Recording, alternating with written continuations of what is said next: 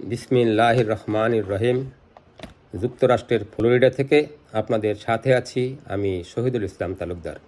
সুপ্রিয় দর্শক মণ্ডলী, আপনারা জানেন গত 2 ও 3 এপ্রিল বান্দরবানের রুমা ও থানচিতে ব্যাংক ডাকাতি, অস্ত্রলুট, অপহরণ ও আইনশৃঙ্খলা বাহিনীর উপর হামলা করে কুকিচিন ন্যাশনাল ফ্রন্টের সন্ত্রাসীরা।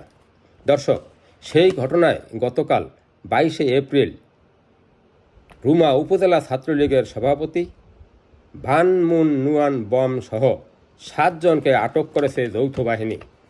মঙ্গলবার 23 এপ্রিল দুপুরে গ্রেপ্তারকৃতদের বান্দরবান চিফ জুডিশিয়াল ম্যাজিস্ট্রেট আদালতে হাজির করা হয়। দর্শক, এই পর্যায়ে সচেতন মহলের প্রতিক্রিয়া।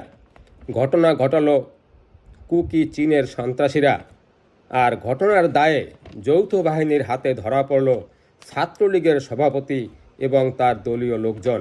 তাহলে স্বভাবতই প্রশ্ন জাগে, কারা এই কুকিচিনের সদস্য? কার নির্দেশে তারা কোন এজেন্ডা বাস্তবায়ন করে দেশকে অস্থিতিশীল করতে চায়? দর্শক, আজ এ পর্যন্তই। ভালো থাকবেন। আসসালামু আলাইকুম।